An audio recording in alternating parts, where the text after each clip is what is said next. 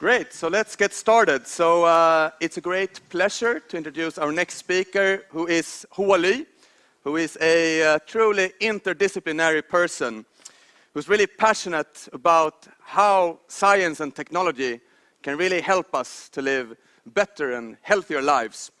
So he's the co-founder of Hoa's Tool Shop and Psykologifabriken. He's also a researcher in clinical psychology at Linköping University. And last but not least, he's a music lover and DJ, and he will actually play for us tonight at Scandic Malmen. So without further ado, it's a pleasure to invite Hoa, who will talk about innovating by combining your passions.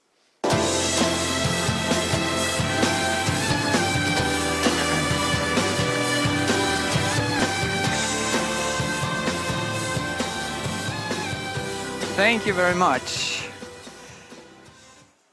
So, my name is Hoa Ly, and I will share 3 stories with you from my own experience of combining my passions and interest in psychology, economics, music, and technology. But before doing that, I thought you could talk to the person next to you and talk about what your passions and interests are. It doesn't have to be that you're expert in this field or this area, just what your passions and interests are. So talk to your neighbor and talk about these interests and passions for you.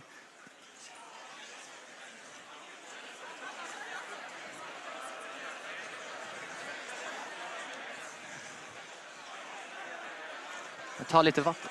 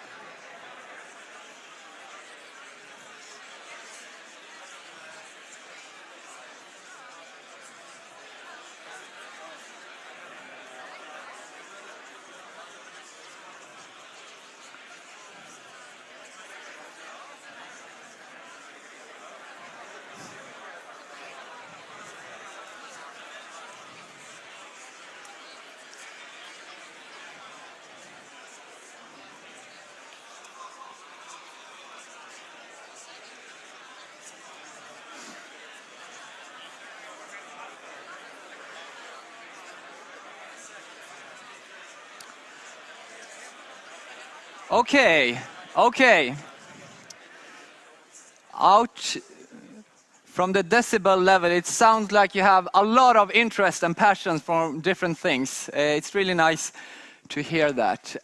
Keep that in mind during the talk here. So let's see if we can do something out of it later. Okay, so as Jesper said, I have a background in clinical psychology, but I also studied business administration. I went to New York for my internship, and I went to Tokyo for an exchange year. In 2008, I co-founded Psykologifabriken, a consulting company with a mission to make it easier for people to use psychology in their own development. In 2009, I started DJ with my colleagues in Decor. And about a year ago, I co-founded Hoa's Tool Shop with Arvid and John and Niklas. Also during that year, I started to do clinical research at Linköping University. Yeah, so that was a little bit about me. My first story that I want to share with you is about Psykologifabriken and one project that we are currently working on.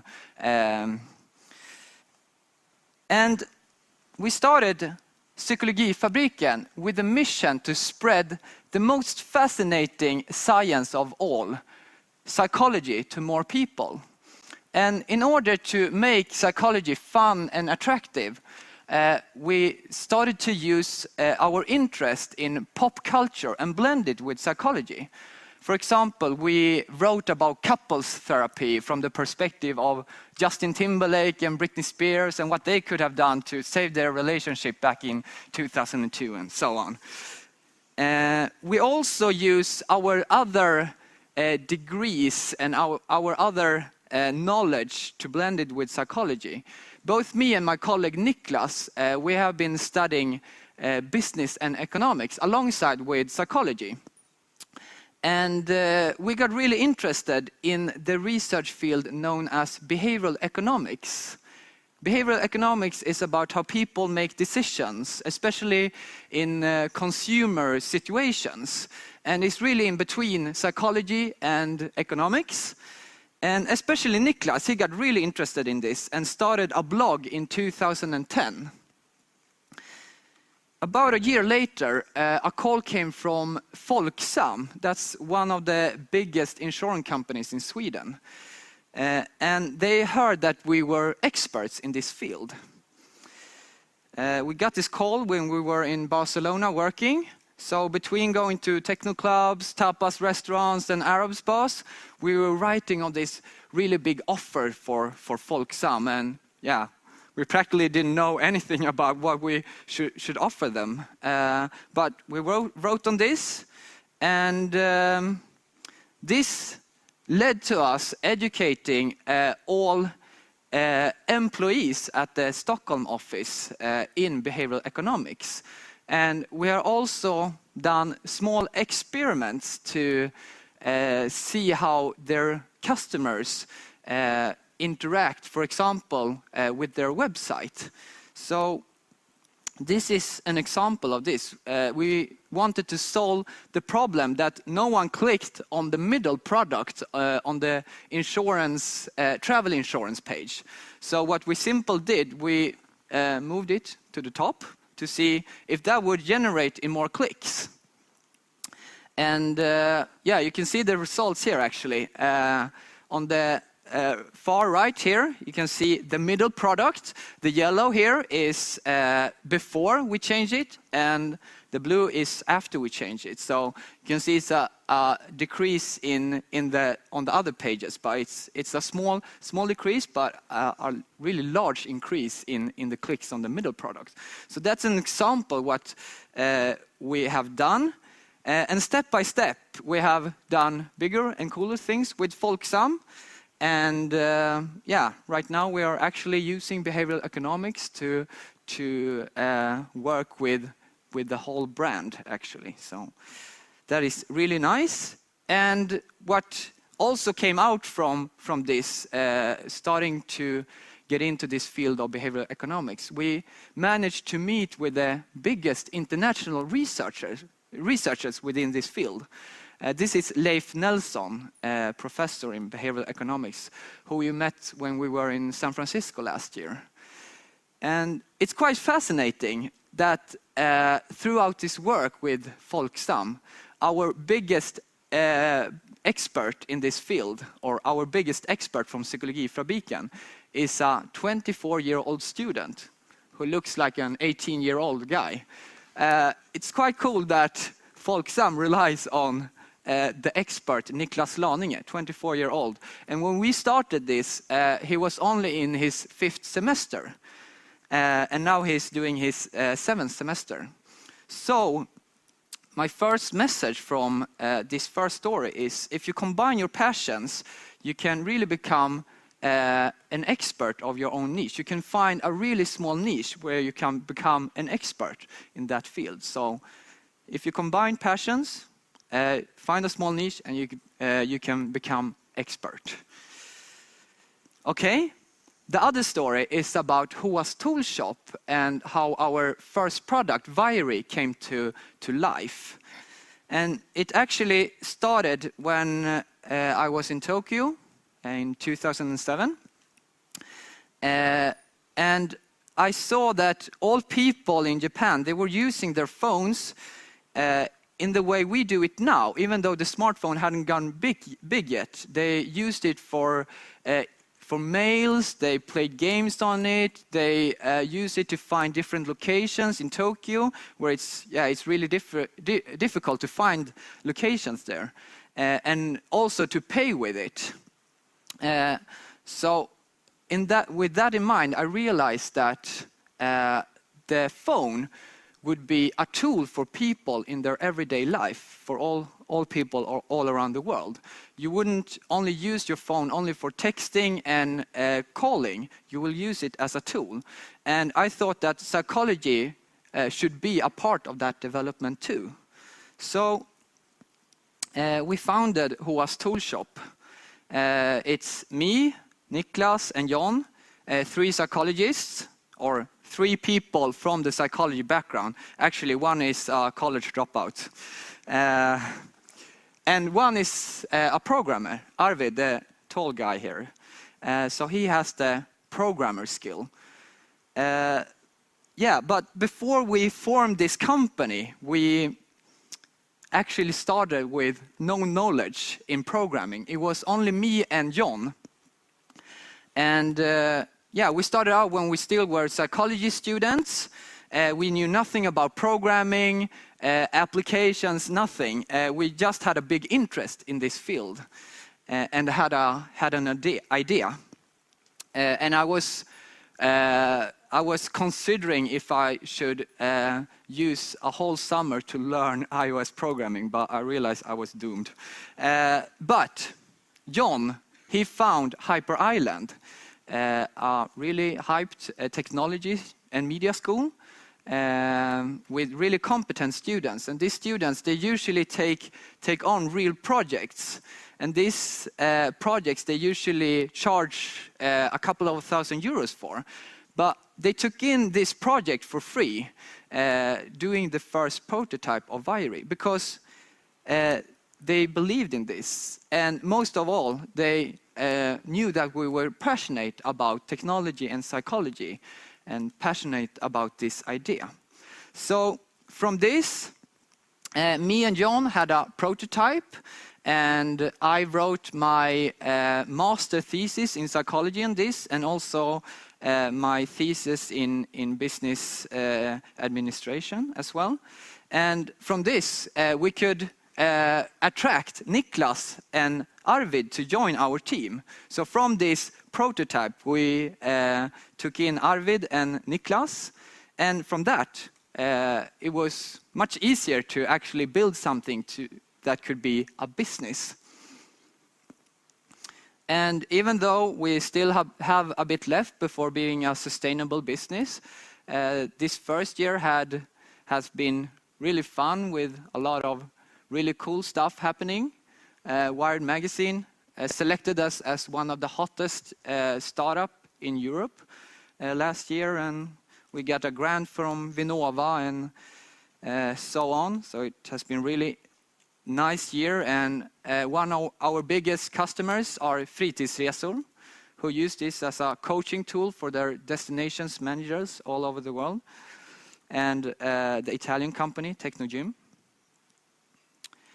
And in parallel, I'm conducting research on this at Linköping University. We are doing the first world's big depression study on a smartphone application. That's really nice as well, doing research on this. So we are really passionate about the idea of combining psychology, health, and technology. And we want to highlight this area, or the area of health, for programmers, designers, and developers. And reverse, highlight the area of technology for health professionals. So we are going to arrange a day in May that we call Health Hack Day, where people are invited to build the future tools of personal health.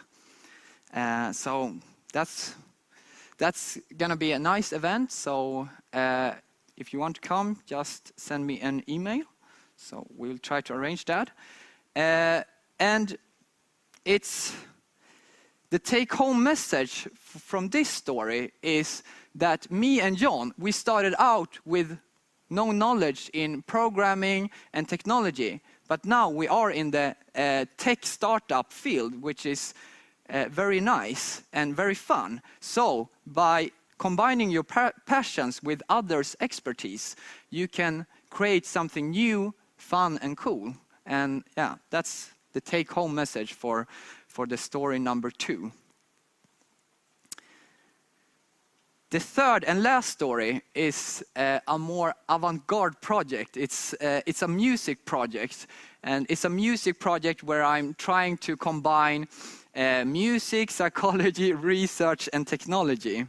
And we are still work in progress with this, but we have already played with international stars like Dada Life, and next week we will play with Chucky, who was named the world's most relentless superstar DJ by the club magazine Mixmag. And these DJs, they usually play at venues that can hold tens of thousands of people. We haven't come that far yet. We usually play for crowds like 1,000 or 2,000.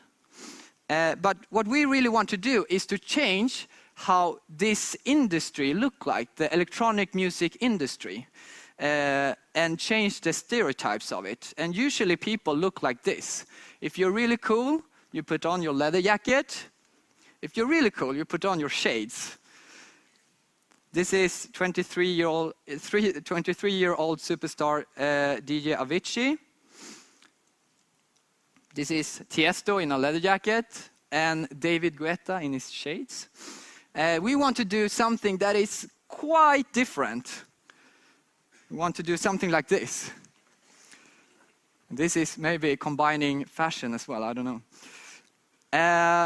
And we want to end with the premise that we are from another nation, the nation of Yamaril. And with that, taking in my perspective as a researcher, and with data and technology, try to apply it to our gigs. And using data in different music events has already been made, for example, by the music festival Way Out West, where you downloaded their application, you logged in with your Facebook Connect, and with the use of GPS, you could see where your friends were in the festival area, something that is a big problem usually. And Spotify generates a lot of data on what people listening to, what people like, what kind of music people like. Also Facebook generates a lot of data on what music we like. And by using this type of technology, we can start getting what type of data the crowd listening to, what kind of music people like. And with that in mind, we can actually make unique gigs depending on what the crowd, what the music people are listening to, or what the people like. And we can also use, for example, different other types of data, like biofeedback data, adrenaline data, and see how that correlates to different types of events during the DJ gig. For example, what kind of music we are playing, what happens if I put on a bird mask, or what happens if I'm stage diving, what happens to the collective adrenaline level, and display this on the screen so people in the crowd could get feedback on what's going on between all people here. So my last message is, by combining passions and you can combine passions and get a unique perspective on your business. And what I want to say, the last thing here is that I haven't let go of my passions and interests. Instead, I tried to involve it in my business. And that's really what I hope that I could inspire for you to don't let go of your interests and passions, and instead use it in your business. Thank you so much.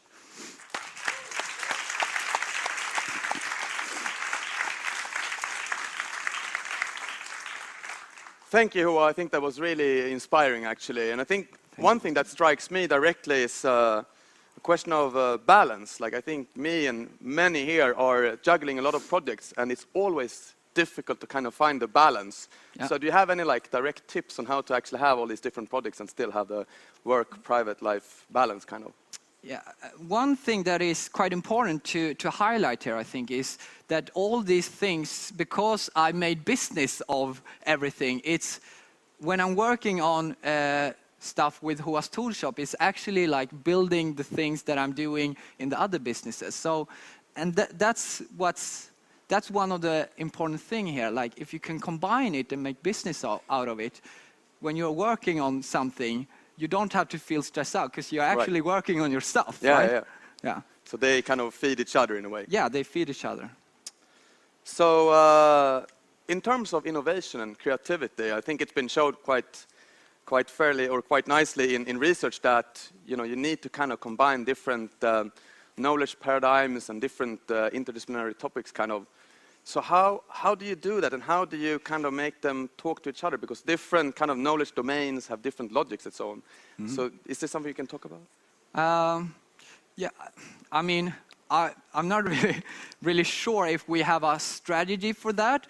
Rather, we do what we love to do, and we try to find new perspective and new things to do it on. Like the music project, I mean, it's quite crazy, and I mean, a lot of you laugh when I show this really crazy picture. And I mean, it's so different from the leather jacket guys and the guys with the shades and so on.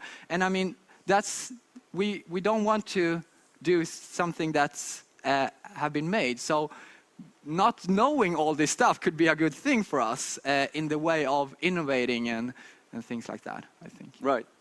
So with Viry and actually using mobiles in terms of research, I think this is going to be like the first study in terms of depression, actually using mobile phones. So how do you see the use of smartphones and mobile phones in terms of research and psychological research? Yeah, I mean, that's a thing that I'm thinking going to grow quite big, because one of the biggest problems that we have with treatment, psychological treatment, especially when you're trying to do it on internet and things like that, it only attracts to a certain type of people that can stand reading all these texts, because usually it's like self-help books that they just put on the internet. It's not a big innovation. Yeah. But using your phone, you can start collecting data. We know that that's a kind of a good feedback for people. And with that in mind, you can actually create something that is really different from internet treatment that has actually shown work quite well, but for a certain group. So. Right. Do we have one quick question from the audience? Absolutely. Do you have something you want to bring? Or take this? So one question that came, it's gone down the list, I'm sorry, I can't see who it came from anymore, is how do you take the science of psychology to the UX of mobile technology? Sorry, again? How do you take the science of psychology to the UX of mobile technology? Yeah, so, I mean, how we build this application, it's much from the perspective of traditional behavioral therapy and behavioral psychology, like behavioral science, like what actually makes people motivated, what makes people use things, what actually make people get feedback in a good way. So, and I mean, that's what programmers do with applications like Zombie Run and Nike Plus, and I mean that's psychology as well. But in that way, programmers maybe they use it, but they are not aware of it in the way we are. So we can analyze it in maybe a more deeper way, I think. Yeah. Great. So thank you for a very inspiring talk. And before you leave, be sure to take a book, a new story to bring with you. So thank you. Thank you so much, everyone. Fragile. Yeah, absolutely.